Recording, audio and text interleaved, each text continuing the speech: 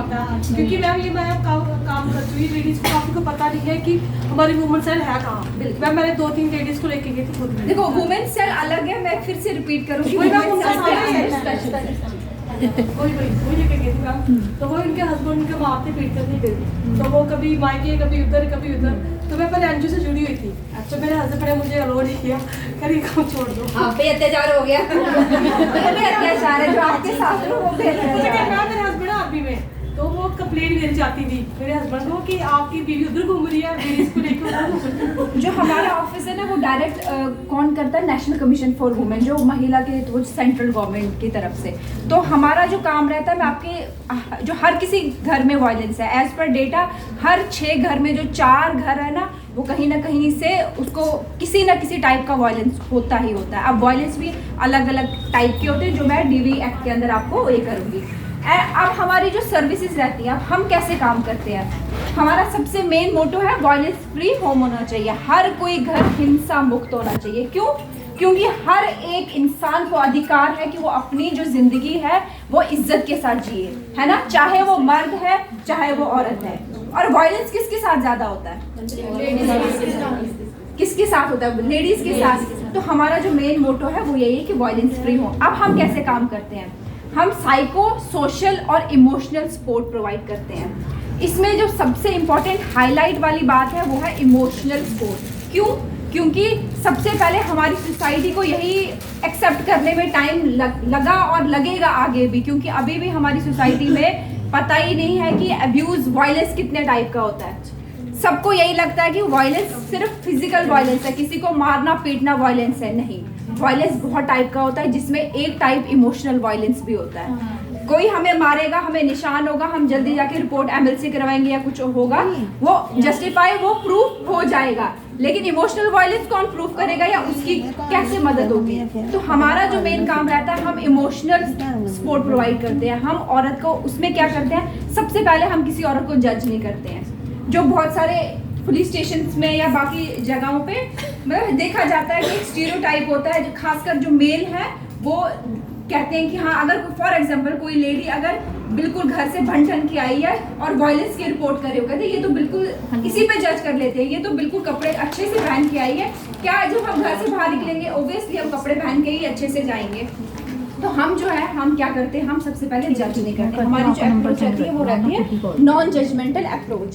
दूसरी बात, हम एक औरत को वैसी स्पेस प्रोवाइड करते हैं कि हम उसको सुनते हैं, प्रॉपर काउंसलिंग उसकी प्रोवाइड करते हैं, उसके कंसर्न्स क्या है उसको हाईलाइट करते हैं और उसमें मदद करते हैं। अब हम मदद कैसे करते हैं, क्योंकि हमारा जो ऑफिस है वो वुमेन पुलिस स्टेशन के अंडर है, पुलिस सिस्टम के अंडर है। हम पुलिस वालों के साथ मिलके काम करते हैं। क्यों?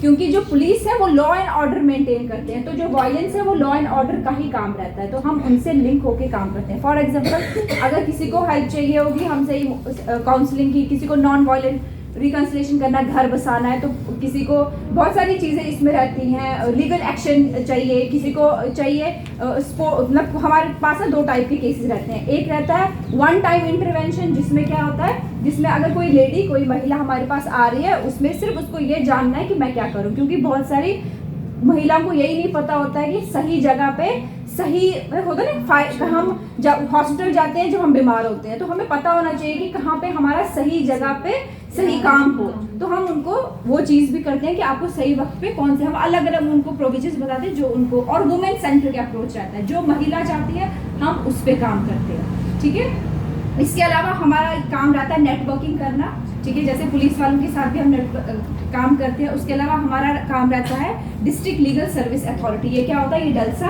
कोर्ट के थ्रू हम फ्री ऑफ कॉस्ट वकील दिलवाते हैं, क्योंकि बहुत सारी ऐसी महिला होती हैं जिनको अलग अलग काम होते हैं वकीलों से, मेंटेनेंस, डाइवोर्स या कुछ भी।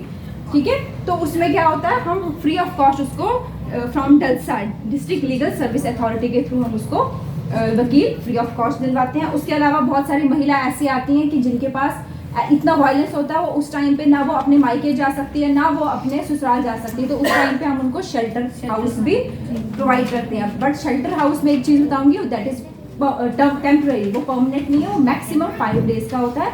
तब तक हम उस पर काम करते हैं कि उसके आगे बेहतरी के लिए क्या हो सकता है। इसके अलावा हम अलग अलग NGO से भी काम करते हैं। किसके लिए काम करते हैं? सिर्फ और सिर्फ महिला के लिए, महिला की वुमेन सेंट्रिक अप्रोच, जो महिला चाहती है उसके लिए, उसकी बेहतरी के लिए, ठीक है। वुमेन सेंट्रिक अप्रोच के साथ हम काम करते हैं। किस मोटो के साथ? कि हर घर हिंसा मुक्त हो, हर एक औरत को उतना ही अधिकार मिले, उतनी ही इज्जत मिले जितने की मर्द को। जैसे कि आज हमारा टॉपिक है मेन जेंडर बेस्ड वायलेंस का, जो जेंडर सेंसिटाइजेशन। अब मैं सबसे एक क्वेश्चन पूछूंगी, what do you mean by gender? Gender क्या होता है? Male and female. जेंडर और सेक्स में बहुत बड़ा डिफरेंस है। कैसे? जो जेंडर होता है ना, जेंडर सोसाइटी टू सोसाइटी चलता है। कैसे? जेंडर हमारी सोसाइटी के लिए कि जेंडर रोल्स बताता है, स्टीरियोटाइप्स। जैसे जेंडर ये मेल है, इसके लिए ये काम है, फीमेल है, मतलब ये सोसाइटिकल कंस्ट्रक्ट किया गया है कि देखो, फॉर एग्जांपल जब बच्चा पैदा होता है उसका वहाँ पे क्या बोलते हैं कि क्या सेक्स है, वेदर शी इज मेल और फीमेल, बेटी है या बेटा है। यही उस टाइम पे जेंडर जो है वो सोसाइटिकल टर्म है। जब बच्चा पैदा होता है सिर्फ या तो वो बेटी होती है या बेटा होता है, या फिर आगे और सारा ट्रांसजेंडर्स भी होते हैं, लेकिन मेनली सेक्स जो हम बात करते हैं, जो हमारे अपने, जो इतना हमें पता होता है, क्योंकि इसमें अलग अलग जेंडर्स भी आते हैं, तो मेल या फीमेल होता है। उस टाइम पे वहीं पे नहीं पता होता है कि बेटे के लिए कौन से काम है या बेटी के लिए कौन से काम है। ये हमारी सोसाइटी है जो अपने हमारे दिमाग में बचपन से ही मेल को बताती है कि नहीं तुझे घर के काम नहीं करने हैं, फीमेल को बताते हैं कि नहीं तुझे बड़े होकर यही काम करने हैं। इवन जब बच्ची पैदा होती है उसको पहले से ही फ्रॉक पहनाई जाती है, मेल को वैसे ही कपड़े पहनाए जाते हैं, है ना। वो डिफ्रेंशिएट करते हैं, उस हद तक ठीक है। लेकिन जब उस हद से आगे बढ़ जाते हैं कि जो औरत है वही रोएगी, क्योंकि वो तो इमोशनल फूल है। मर्द है नहीं, वो क्यों, अगर कोई लड़का रोता है तो क्यों रो रहा है, लड़की है क्या, बोलते हैं ना। इसको हम बोलते हैं कि जो सोसाइटी जो हमारे जेंडर रोल्स को कंस्ट्रक्ट करती है ना। अब मुझे बताओ कि जब जेंडर की बात करते हैं ना, तब इसमें सबसे इम्पोर्टेंट एक चीज जुड़ जाती है, वो जुड़ जाती है डिस्क्रिमिनेशन। क्या होता है डिस्क्रिमिनेशन? भेदभाव। कभी आपके साथ भेदभाव हुआ है? कभी नहीं हुआ है? नो मैम, कभी नहीं हुआ है। अभी कम हुआ। लेकिन कैसे होता था पहले, कैसे होता था लड़कियों के साथ डिस्क्रिमिनेशन? पहले लड़कों को पढ़ने दिया जाता है, लड़कियों को पढ़ा बेटी को काम कपड़ा भी अच्छा जीन्स वगैरह नहीं डालने देते थे ऐसे कोई। बेटी घर का काम करेगी, बर्तन साफ झाड़ू लगाएगी। ये वायलेंस तो हमने भी फेस किया है। बेटी यही काम करेगी, बेटा अब कैसे खत्म हुआ उस बात पे भी है। अभी खत्म नहीं हुआ है, कुछ हद तक कम हुआ है। कैसे? बचपन में जब हम बच्ची जब पैदा होती है उसको पहले से ही बताया जाता है कि लड़कों से लड़कियां ज्यादा वो कैसे हुआ, एजुकेशन जो एजुकेशन होता है ना, वो बहुत बड़ी वेपन होता है।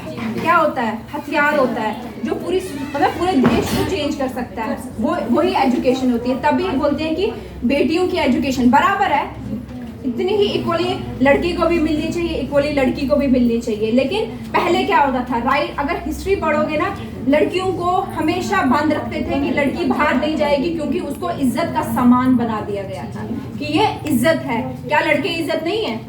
लड़के गलत काम करेंगे वो इज्जत नहीं है, लड़का और लड़की बराबर है, ठीक है।